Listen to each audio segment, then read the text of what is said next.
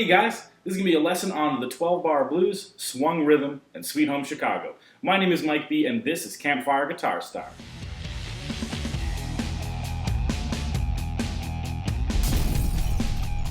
So in this lesson, we're going to be starting off by nailing the blues rhythm, which is known as swung rhythm or swing rhythm. So we're going to get into that first. After that, we're going to get into Sweet Home Chicago and the 12-bar blues. Now, for any of you guys that are a little bit more advanced, and might be able to skip over the part where we talk about swing rhythm, or skip over the part where we talk about the 12-bar blues. There's kind of a more advanced version of Sweet Home Chicago that I'm going to go over at the end of the lesson. So if you go to the description of this video, you'll see a time code for that section. You can just click that and it'll bring you right to the advanced version of Sweet Home Chicago.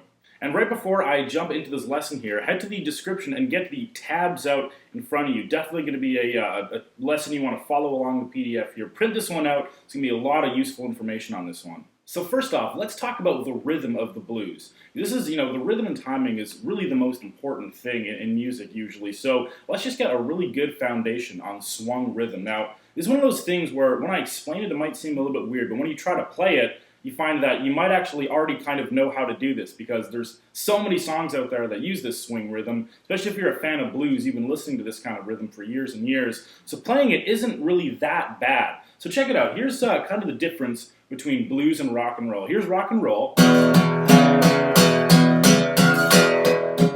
here's the blues.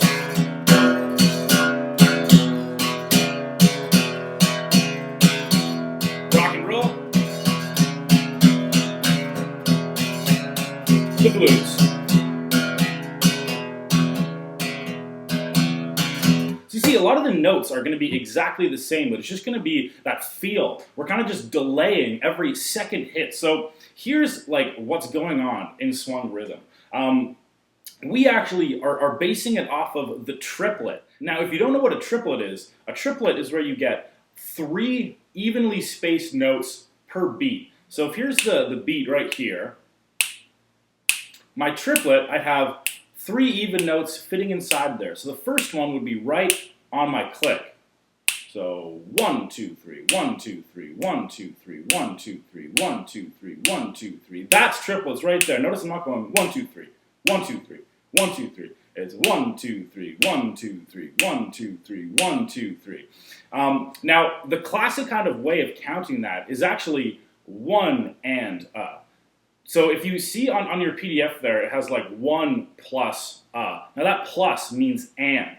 So a triplet, the best way to count it is 1 and 2 and 3 and 4 and 1 and 2 and 3 and 4 and Now, to turn that triplet into swing, what we're going to do here is we're going to skip the and. You almost always skip the and. You're just going to be playing on the count and the So right, we went 1 and we skip that and, so we get 1, 2, 3, 4, 1. So if I grab my pick here, if we just grab an E power chord, let's just get this rhythm down first. So open E string, first finger on the 2nd fret of the A, and we're just going to be going like this right here. 1 and 2 and 3 and 4 and So yeah, go grab your guitar and let's do that actually with me for a second here. 1 and 2 and 3 and 4 and 1 and 2 and 3 and 4 and 1 and 2 and 3 and 4 and So I would totally recommend you do this a bunch yourself, actually counting out loud too, to really get into this feel. Now, let's put that to kind of a more of a bluesy riff, shall we? So we're going to do this one right here. The classic blues shuffle sound. So all we're doing in the left hand is first finger, 2nd fret of the A string, 3rd finger, 4th fret of the same string. You just kind of add it on top. And yeah, here's what we're going to do. We're going to do 2 hits per chord. So it's going to look like this. If I count myself in, 3 and 4 and 1 and 2 and 3 and 4 and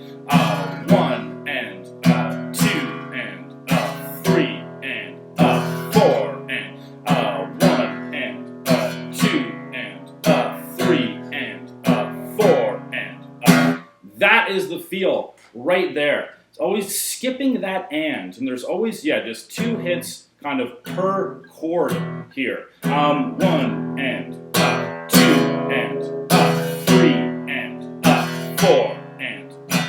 All based off that triplet. So that is swung feel in a nutshell. It's always triplets and you just skip out the and.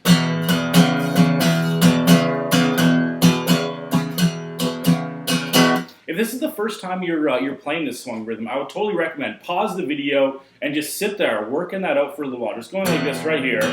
Maybe counting out loud too, and just really get this feel just kind of ingrained in you. You'll find that just because you've listened to so much music that has this feel, it's not that hard to get into. And if you just sit down with it for a couple afternoons, you'll totally have this down. All right, now let's talk about the 12-bar blues. Now, the 12-bar blues is like a classic song form, essentially, that is just the key to, I'd say, probably at least 80% of blues songs are going to follow this form. Essentially, it's 12 bars long, and it's going to be pretty much exactly the same thing. We'll change the key occasionally, but once you get this 12-bar blues concept down and you learn this song, then you're going to see this thing come up like in so many different places, in the same key for one thing, and in different keys as well. We're going to learn that basic 12-bar blues song form to the classic blues standard, Sweet Home Chicago.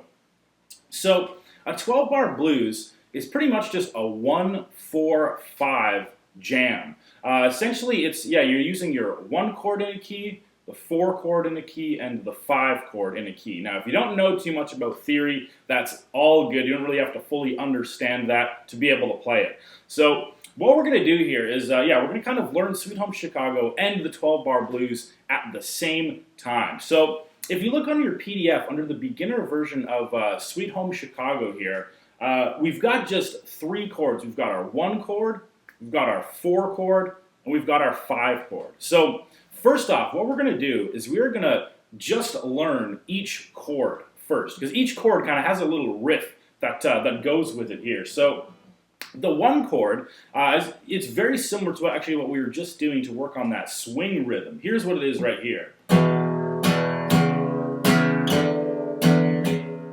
That was 1 cycle through the 1 chord.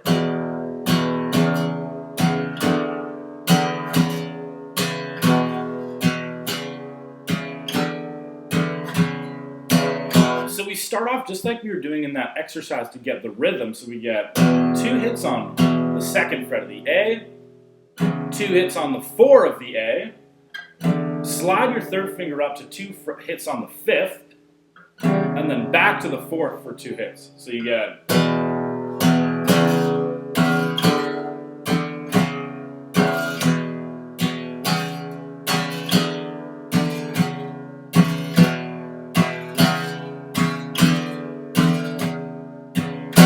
classic blues move right there. That's the 1 chord. I just did it, I think, 3 times there. So 1 time will just be 1 and up, 2 and up, 3 and up, 4 and up. And then we're on to the next one. So that's the 1 chord. Now, here's the great thing about the guitar. When you're getting to your 4 chord, typically in the blues, all you're going to have to do is drop everything 1 string set and do the exact same thing. So we just had this. We're going to drop everything down 1. So our 4 chord would be right here. We'd get our 1st finger on the 2nd fret of the D now, and our open A in there.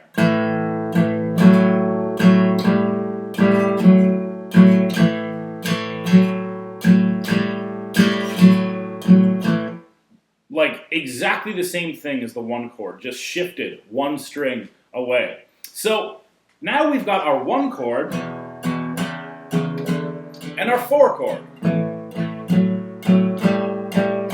And if you look at the song form on your PDF there, the first 2 lines of that 12-bar blues go 1 chord, 4 chord, 1 chord, 1 chord. So that's the first line. 1 chord, 4 chord, 1 chord, 1 chord. So let's try that. We get 1 chord, 4 chord, back to 1.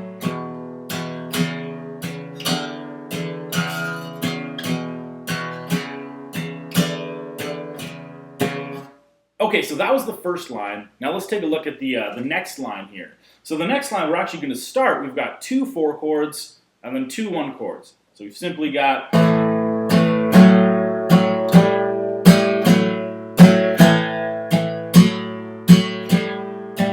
back to 1.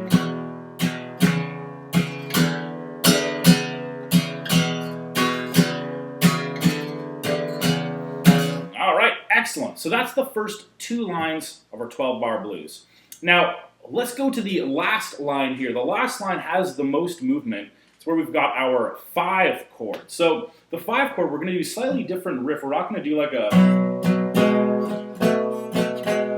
because that stretch can just be really hard for some people. So we're going to kind of look at what Robert Johnson was doing on this song. And he did the... he just strummed this little 7th chord right here. So this is a B7. These are called shell chords. We've got 2nd finger, 2nd fret, A string, 1st finger, 1st fret, D, 3rd finger, 2nd fret, G. We try to only strum those 3 strings. If you accidentally hit the B string as well, it's going to sound fine too, but try to hit just those 3 strings, this little shell. So for the 5 chord, we're just going to hit that right on the beat 4 times. So it'll just be 1, 2, 3, 4. So if we look at the last line, we get 5 chord, 4 chord, 1 chord, 5 chord. So we've got 5 chord, 4 chord,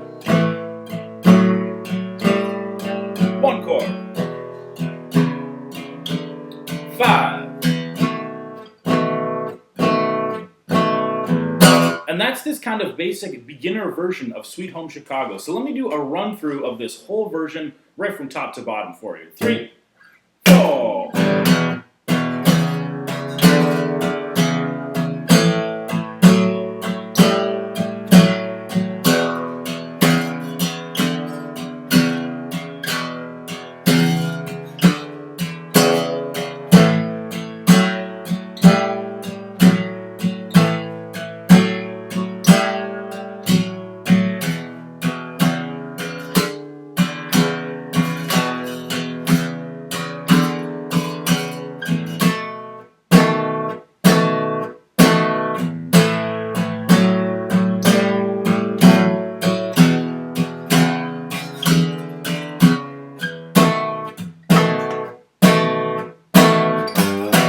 Then we're back to the beginning right there, and we just loop that song form. So that's the basic beginner version of Sweet Home Chicago. Now, let's explore actually the kind of the more advanced version, and this is going to be really heavily inspired by Robert Johnson's version of the song. So yeah, it's going to be a little bit more advanced, so this kind of more, yeah, the intermediate stuff. If you're a total beginner, I might recommend just nail that stuff we just did in the earlier part of the video. After you've got that, continue on to this next part. And you can see if you go to the next page on your PDF, we've got the first 4 bars, or sorry, the first 8 bars of our 12-bar blues in the advanced version are exactly the same. The first 2 lines, we're just going to do exactly this thing that we did on the first part.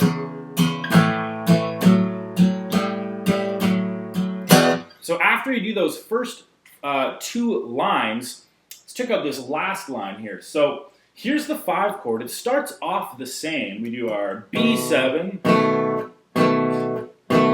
And when we get to the A7 here, Robert Johnson does something kind of cool. He goes...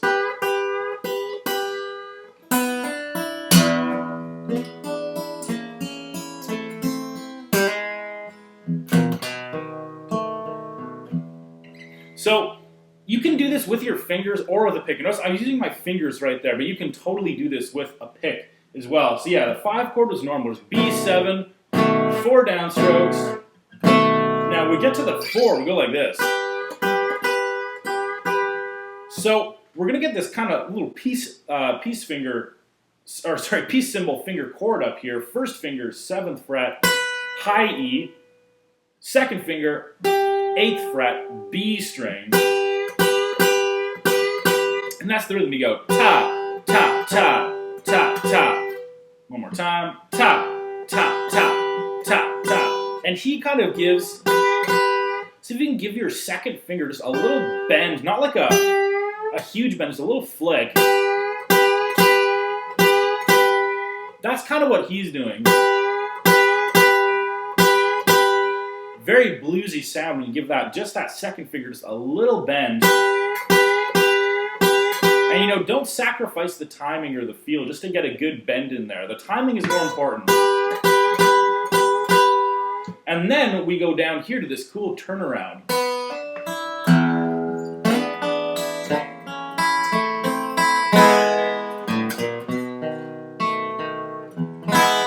So from the turnaround, we got this. So we go. That's the first part. On the B string, we go 0, 3, open high E to open low E. And now we get this cool little descending turnaround chord. We're going to get our peace symbol fingers here again. First finger, 3rd fret, B string. Second finger, 4th fret, G string. And you simply arpeggiate through. You go G, B, E in the right hand. We're just going to kind of pluck each top string individually. So we start at 4 and 3 in the left hand. Move it down 1 fret. Same thing in the right hand. Move it down 1 fret. So we got.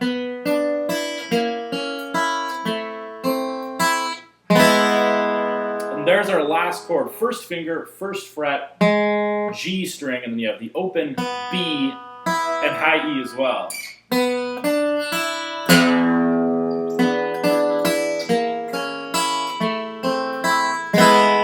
Now we get a little walk up here. So that's just kind of a walk up to the B7. Here we go. 0 on the A, 1st fret, 2nd fret, and then just give that B7 a little strum. So the whole last line here is.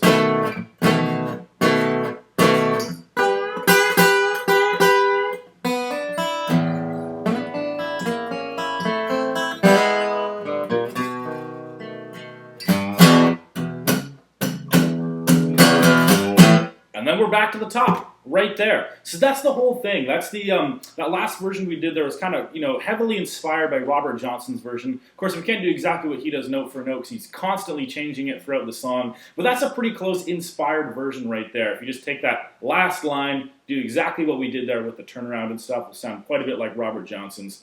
But yeah, guys, I hope you enjoyed this lesson. Please let me know if you have any questions in the comments. Let me know how you guys did on this one. Make sure you hit that bell to subscribe to what we're doing here. We release at least one guitar lesson a week. So please, stay informed with us if you want to improve your guitar game. Remember, you can connect with me for a one-on-one guitar lesson wherever you are in the world. I literally have students all over the world right now, Europe, Australia, Asia, and all over North America as well. So if you want to join our one-on-one roster, let me know in the comments or contact us in the email below. Thanks again for watching. I hope you have a great day, and I'll catch you in the next lesson.